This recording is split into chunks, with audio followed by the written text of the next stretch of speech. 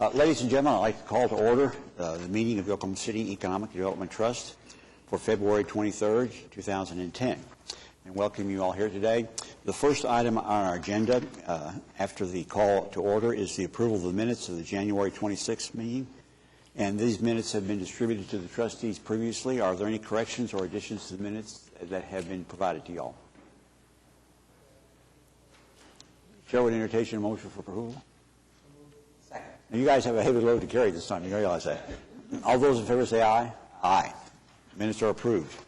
The third item on our agenda is the ratification of some claims, and we have a fairly lengthy list of claims this time. Are there any questions or comments on the claims that we have experienced in this last month? Kathy, is there anything you'd like to say about them? No, but just to, except to point out that most of these are related to TIF 8 and the beginning of the construction for the Myriad Gardens and the Downtown Streetscape projects. We do have a couple of, gold items and some TIF 2 things that are included, but for the most part, they're related to the streetscapes and Project 180. I'd move approval. Question? Would you expound a little bit, Kathy, on the Sire Technologies Incorporated goal, 13,000? I don't recall that, and I was just curious. We recently, Sire is the agenda processing software that the city uses in order to prepare minutes, agenda packets, agendas for all of our public meetings, and it posts them to the city's website. It's all an integrated kind of software application that we use for all of the city's trusts for the city council meetings. And we decided to put the Oklahoma City Economic Development Trust into that system.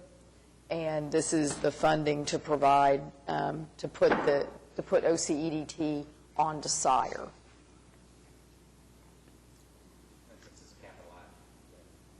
Right. Yeah. It wouldn't even matter if it was, because we can fund certain administrative expenses from the Gold Bond program. And this, it is an administrative expense. This is part of the administrative expense that's allocated, that is legal to use the gold bonds for. Right. Is that 10% of our authorization we can use for administrative costs? Yes.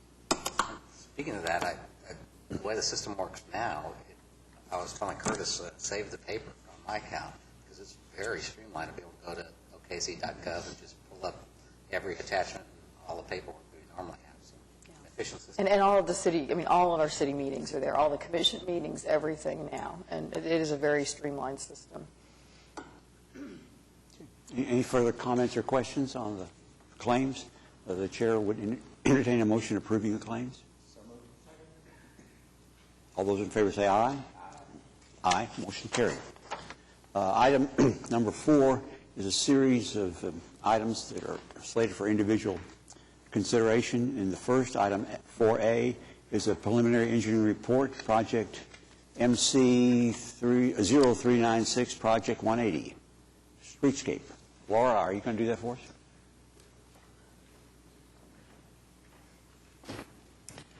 Good afternoon. My name's Laura Story. I'm with the Public Works Department, and I can give you a brief summary. We're talking about the streetscape, not the Myriad Gardens. The streetscape preliminary report is the culmination of the last 7 months of work that steering committee has been presenting on and working on. We have had a very detailed public involvement. It's an ad hoc group that's gotten together, but it has been very involved with the public, with the media, and the results of our streetscape plan and design are incorporating all of the comments that we received. It was to create a very clean and modern and timeless appearance downtown. The major emphasis on this is to improve and provide for accessibility for both pedestrians, bicycles, vehicles, and streetcars and buses. We are cleaning up our lighting. Our planting will be more uniform. The materials are going to be of concrete in nature for the most part, with some accent pieces, some very sturdy wood called iPay, wood for wood benches when we use them, and some native stone where we have some special items that we're going to be calling out. And we are changing the parking from one-way to two-way on all of the streets, and that's been through City Council, and they've been updated on that. And our model that we brought here today gives you a rendering or an appearance of everything that is included in this streetscape and that will be funded. It's a typical section of the downtown streetscape. It's our widest configuration. Some streets won't have a bike lane and a median, but it gives you an idea and a perspective of what we're talking about. So, and I can answer any questions if you have more detailed questions. Just as a matter for the process, I mean, this is the next step in the process that's taken, that directs the engineering firms to prepare final plans and specifications to be bid.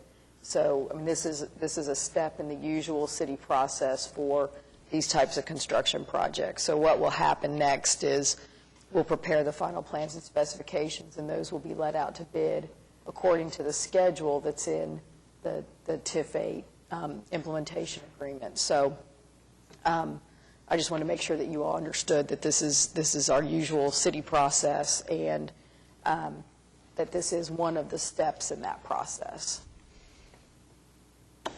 I was just going to ask on the community input that you had. I know a lot of people are passionate about different aspects of it, but were there any suggestions that you all were able to adjust and reflect some of the input that you received?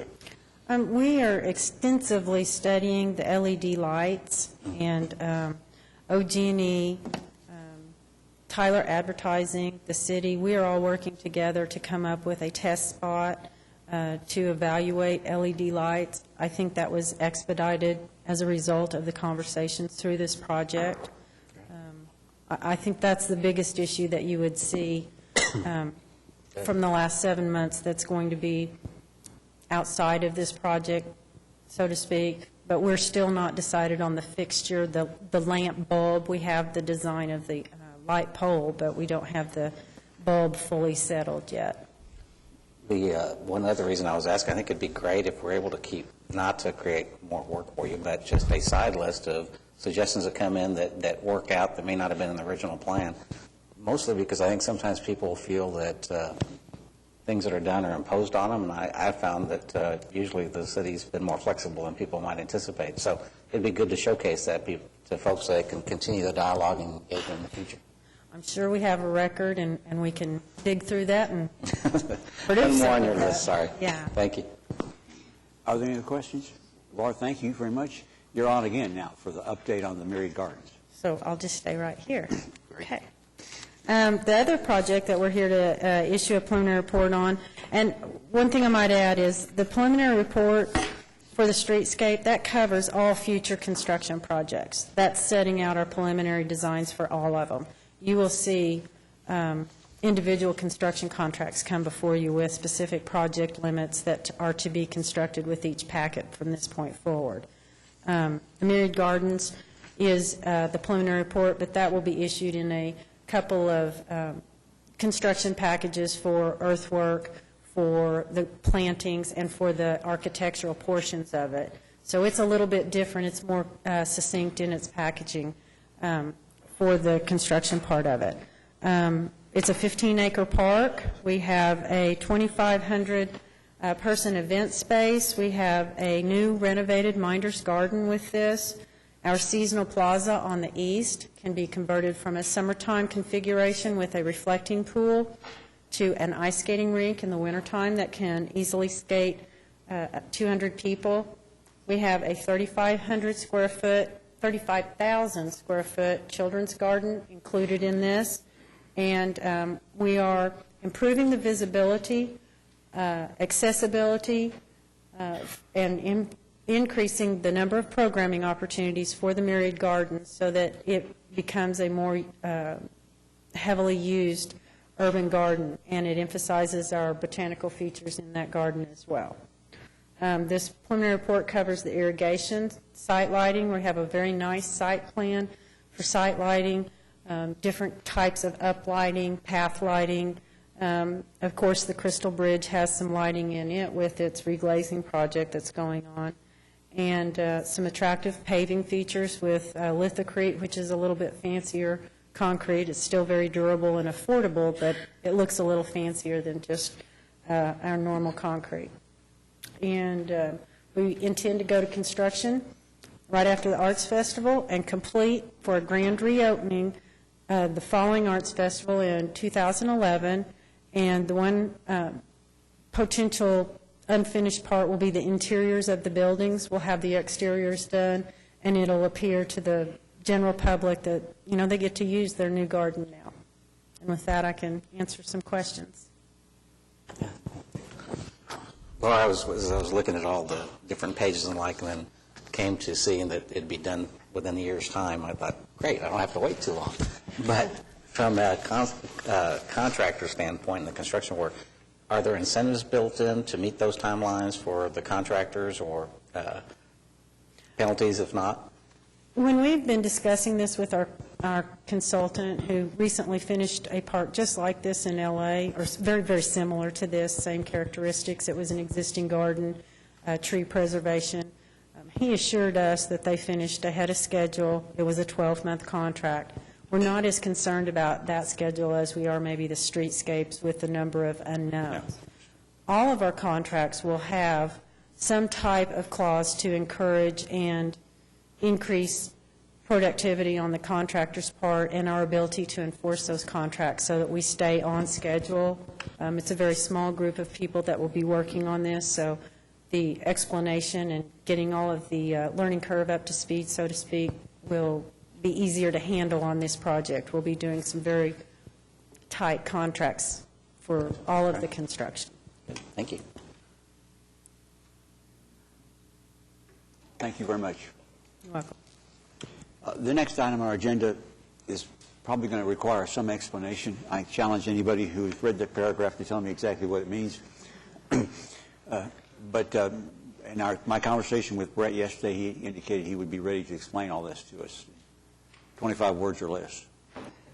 If you look in your packet,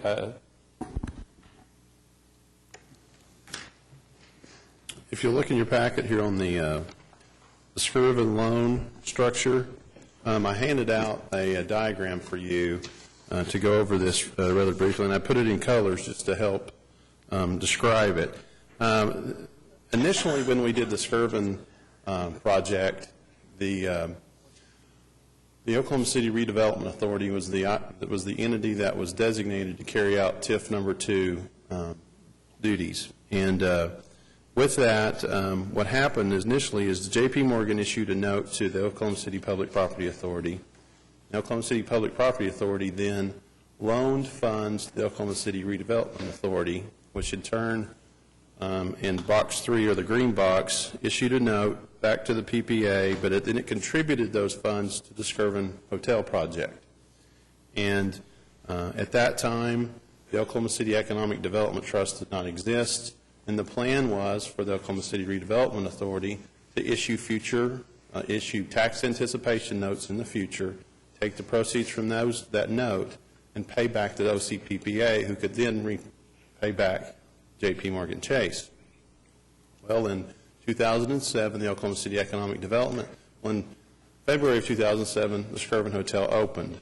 In October 2007, the Oklahoma City Economic Development Trust was created, and then subsequently was designated as the entity to carry out TIF number 2 projects.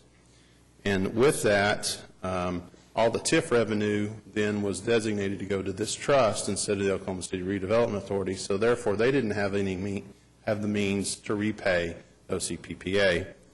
So when this trust issued a $25 million note in October of 2008 and subsequently paid off the OCPPA's line of credit, this resolution essentially will state that satisfies the Oklahoma City Redevelopment Authority's requirement to pay back the Oklahoma City Public Property Authority.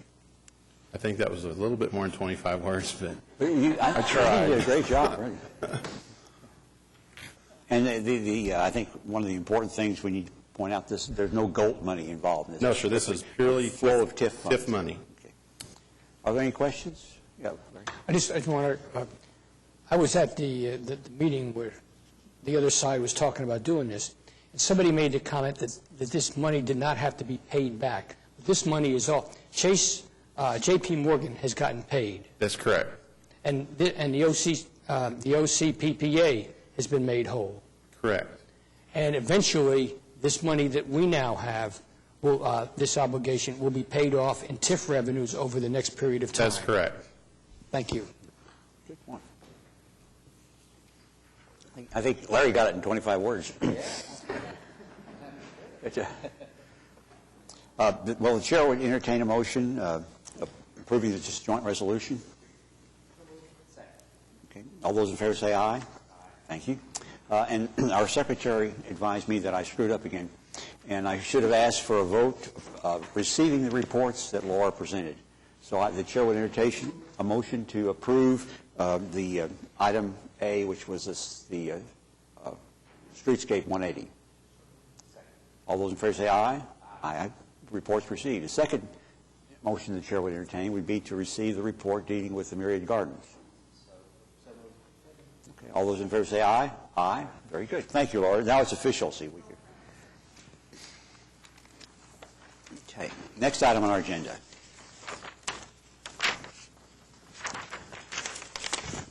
Is item D, joint resolution by the City of Oklahoma City and the Oklahoma City Economic Development Trust approving the allocation of $400,000 in GOLT bond money proceeds or related investment income for the Oklahoma City Technology Business Launch Program. Kathy, you want to say a few introductory remarks before we have a presentation? Sure.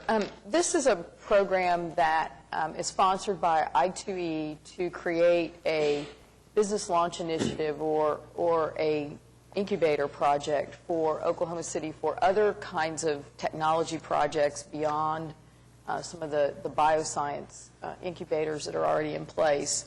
They have expressed an interest in and have received a letter to apply from the U.S. EDA for a grant to create this business launch initiative. And with that, I'd like to introduce Tom Walker with I2E. He has a brief presentation or some comments to make about this afternoon. Hi, good afternoon. Thank you for allowing us to be here today. Tom, you might introduce your associates, I think. Yes, and with me I have Rex Smitherman, who's VP of Operations with I2E, and Casey Harness. Casey, what is your title? Commercialization Associate with I2E. Great. Thank you, John. Yeah, thank you for the opportunity, Mr. Ryan. I'm here to present to the city an opportunity to match a Federal Economic Development Administration grant of $1 million that is all focused on creating advanced technology companies here in the Oklahoma City area. In 2009, the City of Oklahoma City, the Oklahoma City Chamber, and I2E commissioned a market study from RTI out of Research Triangle Park to really study the demand for a technology-based incubator here in our city. And the results of that study concluded that a traditional incubator would not be effective in having the job growth and creating the entrepreneurial churn that we'd like to have in our city. But it did outline the need for expanded growth services for startup entrepreneurs in our region. And what that means is developing a suite of programs that has advisory services along with executive in residence programs such as CFO in residence, CEO in residence, chief sales officers to help what are first-time entrepreneurial management teams start up their company and grow here in our region. The impact of this program will ultimately be jobs, and it's high-paying jobs in the $75,000 and up on average, and the creation of these companies, but also allowing these companies to be more attractive to bringing in investment capital, which is really important for our region to help start and grow these companies. In addition, what this is doing is it trains entrepreneurs, and so it's not just about the companies and jobs we'll create today, but it's those companies that these entrepreneurs will create in the future as they become serial entrepreneurs and start new companies here in our region over and over. So what we're requesting is The federal grant requires a cash match, 1-to-1. So the federal grant is for $1 million spread over 3 years. And so we're out in the community growing $1 million to match that. And our request to the city, is $400,000 spread between those 3 years. We're also out raising the other dollars. And Tom, as I understand it, if either the federal government or any of these other partners don't, or particularly the federal government, don't participate, then we'll drop back and do something different. That's right. Our commitment will expire at that point. That's right. This commitment is contingent on the federal grant and the other match.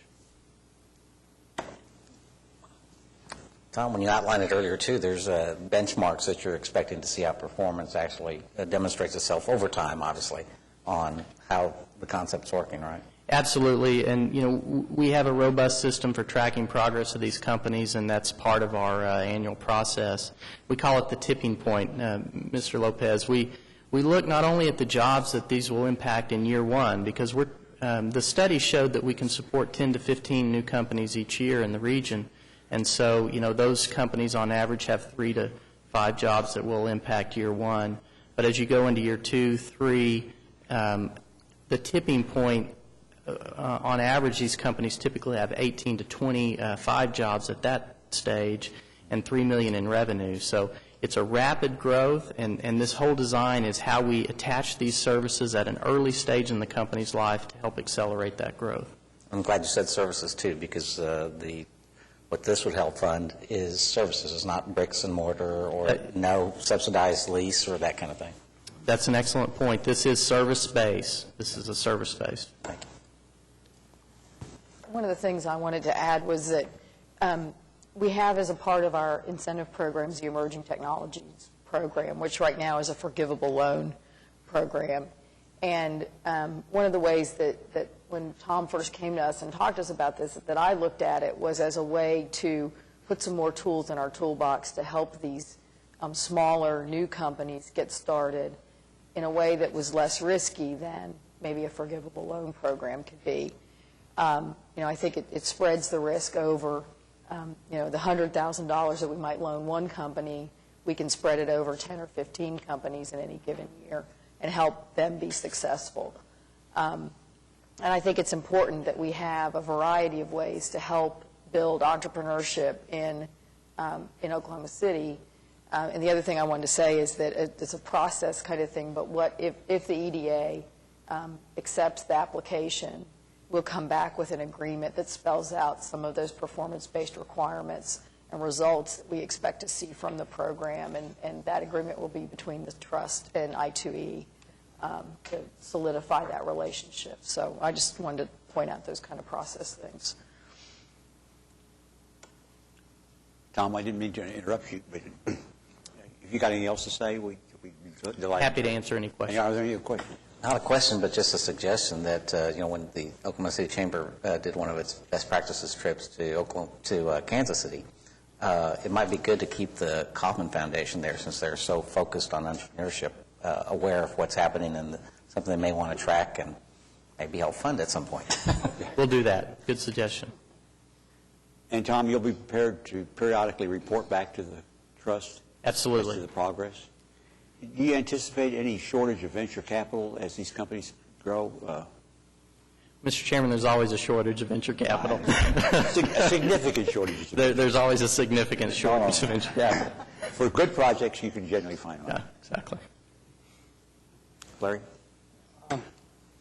As you know, Mr. Chairman, as I shared with Kathy earlier, I cannot support this $400,000 proposal right here.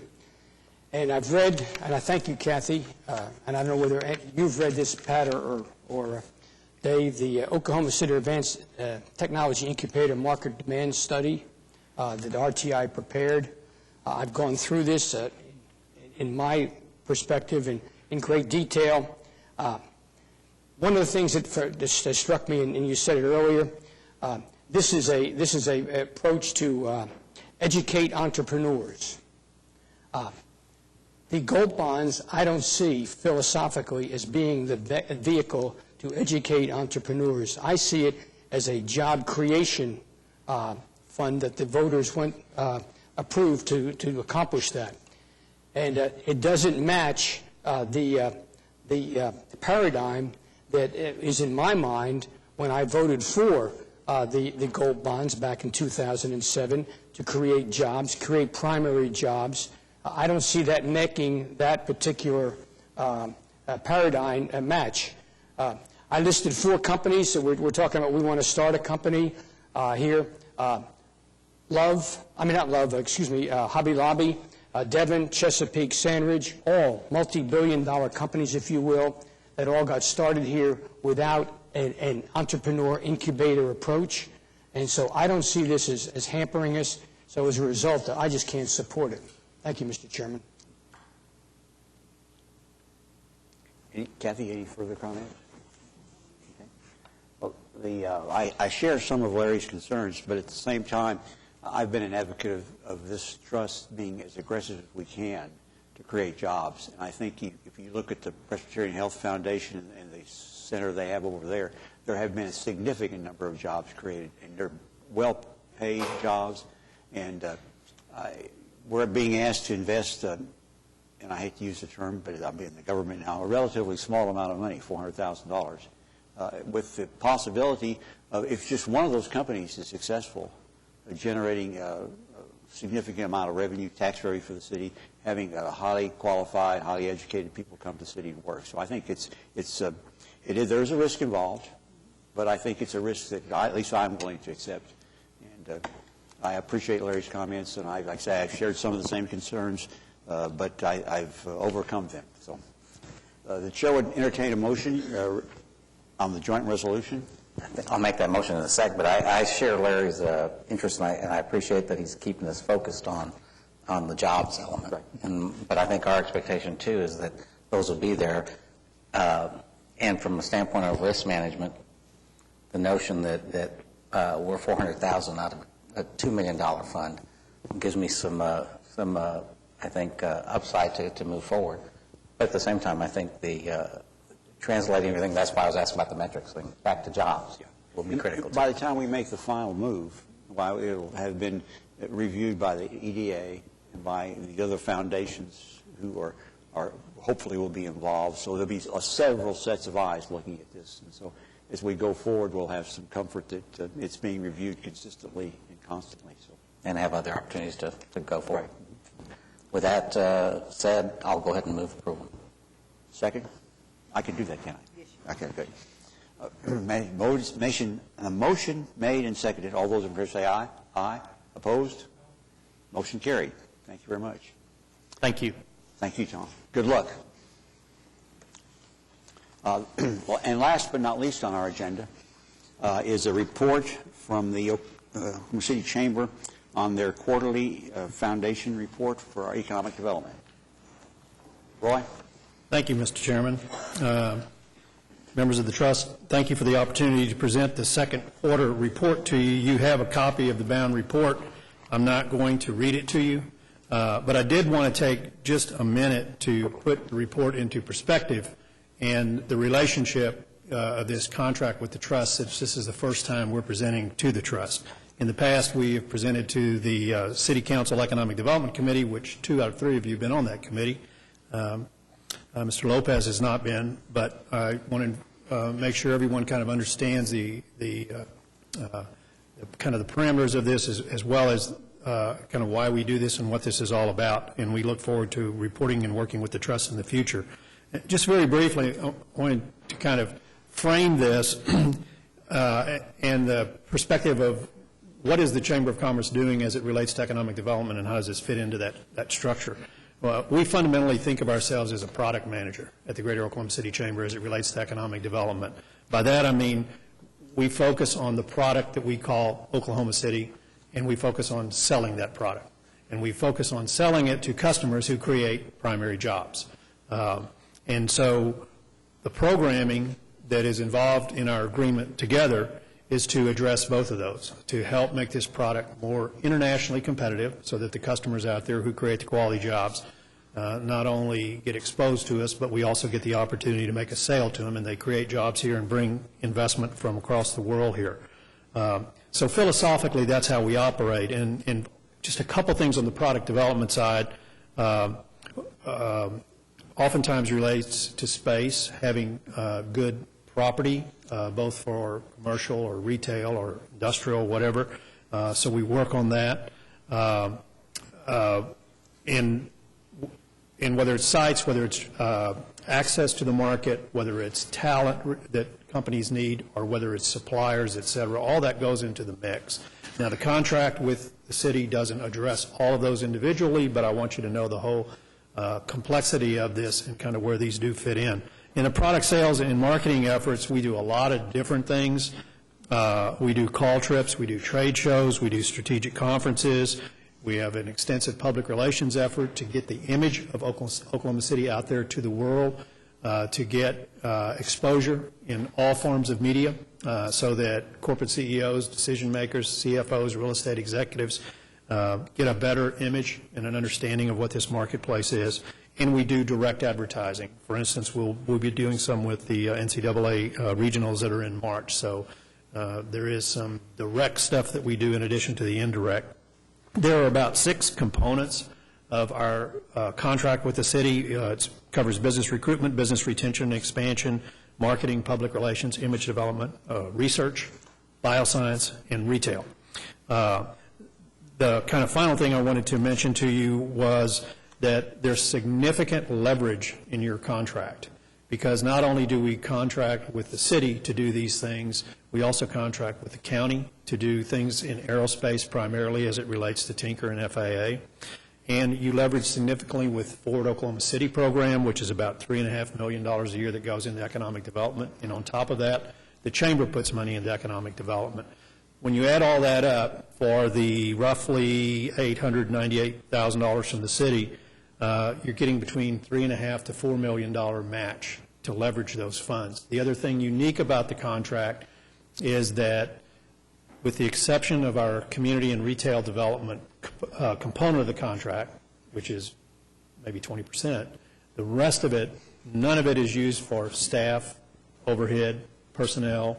It's strictly program money. So all that overhead, all the staff that we have, all the operations, all that stuff is covered by either Forward Oklahoma City or the chambers. So you're getting direct program results. That's pretty significant leverage. With regard to the report that you have, again, I'm not going to go over it, but in tab A, it outlines the completion of the first strategic investment program for Integral Wind Services. We're working, and you just heard about one of them, but on 3 different EDA grants. There's another one with ACOG and another with the city. We're working with a couple potential headquarter firms in Oklahoma City. We're in the process, and I believe it is this week or next week, we have our update from Battelle on our bioscience strategy. We have recently hosted a number of journalists from the state of Washington, California, New York. In our community development retail area, we've assisted 13 retailers, 5 developers, had 1 site visit. And there's a bunch of other information in there. In tab B, we are on track for payroll projects and local tax revenue targets. Our stretch goals for jobs and capital investments will probably be difficult, meaning we probably will not reach them. Wage levels should go up with the current projects that are in pipeline, so we're fairly optimistic about that. Our leads and locates or our successes are on track. Our prospects we should reach, but that might be a little more difficult. And tab C is a whole bunch of data. I would, yes, sure. I don't know. Don't have a tab C? We have a tab C, but there's nothing behind it. Mine does. It's a financial, sir, and maybe this was given to them in advance. I'm not sure. I've read it. It's a financial summary, quarterly financial summary. Okay. Okay.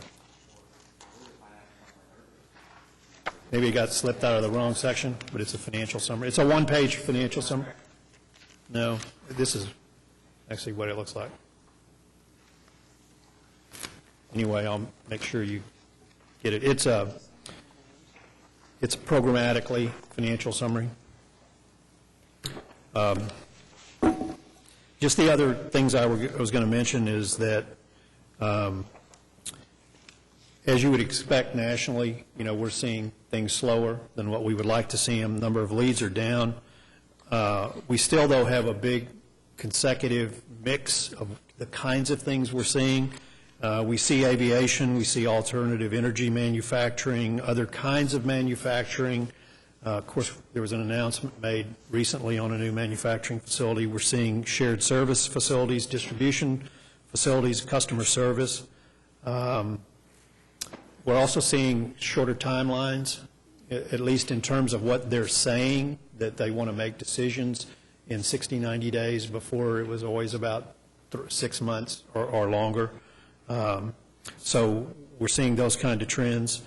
And we've also seen just a lot of projects put on hold because they're waiting to see what's going to happen to the national economy. And of course, those are kinds of things we can't control. So I'll conclude with that and be willing to answer any questions. Just for a couple of things, when you were going through the contract, I appreciate you kind of, for someone like me that wasn't as involved, but from the $800,000 or so that the city puts into the program, I want to underscore that I believe it's correct that none of that money is involved with any policy votes that the chamber might support. That, for example, whether it's the school bond issues or maps or anything. No government relations ties, no community initiatives, no campaigns, no. It's very clear in the contract what this money can be spent for. The accounting on it is very tight and very rigid. And the other part is something that the chamber's been doing very well at, especially in this era where there's less expansion or less recruitment, I should say, and that is on the retention and the surveys that the chamber does. And I think that just underscores the value of that. It's important to the chamber for its own memberships, but those are often the companies that are helping pay the city taxes that right. helps them keep here and keeps us aware of their issues. So, I would also mention, kind of in that vein too, that as I interface with my peers nationally, both in the economic development profession as well as the Chamber of Commerce profession, that one of the big switches you're kind of seeing taking place now as it relates to economic development initiatives is more of a move toward entrepreneurship, because there isn't a whole lot of corporate relocation. There isn't a whole lot of corporate expansion. It's much more consolidation, eliminating facilities and not building a new facility to replace it, but it may be expanding or consolidating into an existing facility somewhere. So when you talk to the economic development professional audience today, the real thrust is entrepreneurship. How do you grow your own companies? And as was mentioned earlier by Larry, I mean, when you look at Devon and Sandridge and Hobby Lobby and Love's and all of those are all homegrown companies. Yeah, and we see that those homegrown corporations, are the ones who really contribute back to the community as well and really have roots in the community. So that is a movement in our industry right now, is to really come up with as much creativity as you can to figure out how do you really stimulate entrepreneurial activity like that creates primary jobs, not that just creates new secondary jobs. So that is what everybody tends to believe is what's going to pull us out of this economic recession, is the creation of new companies, not the growth of existing companies. one more thing that I was just going to ask of Roy, in addition, whenever you come up with the missing page, that if he might be able to come up with a clipping that he and I both were at a breakfast meeting this morning that was shared from Jacksonville in the newspaper there, a column written by a former Texan and talking about Jacksonville and what it may want to do with, I guess it's the St. Johns River there and the like, and twice came back to saying Oklahoma City each time comes up as the model. And so I just thought I'd share that because at the end of his story he said, and it hurt me to write this. But I think it does underscore some of what we're at least engaged in, and it would be good for, I think, all of us to get a chance to look at that when you ask Cynthia to get it to us. Well, and that's why we're excited about the governor's conference coming here, too, to let 250 mayors see what's going on in Oklahoma City. Any other questions? Roy, thank you very much. Thank you all. Are there any comments from any of the trustees? Just want to refresh my memory. As part of the Devon Tower, Kathy, not only are we funding some of Laura's Myriad Gardens redoing, and the Project 180. But there are several millions of dollars in that pot of money to go to economic development. Is that not correct? Yes, there's $40 million in the project plan budget for other economic development. And that $40 million is targeted for an area basically downtown, Yes, very, very specific. yes, yeah, a very specific area, yeah. Could we have used some of that money for the a project that I voted no for that you all voted yes for? No, I don't think so. I mean, I don't. If you incubated in that area? Well, first of all, the first problem with the TIF 8 money is that Not here yet. it won't be available until after we finish Project 180. Who will administer that $40 million, Kathy? Has that been decided yet? You all will. We will. Yes. As far as that de minimis money that you were talking That's right. about, that. Well, I'm sure glad we're working on commission. Yeah. Our jokes are going to be a lot funnier. That's right. If we have $40 million, people Yeah, I mean- may get a bigger crowd. Are there any comments from the citizens out there? Comments from the staff? We are adjourned.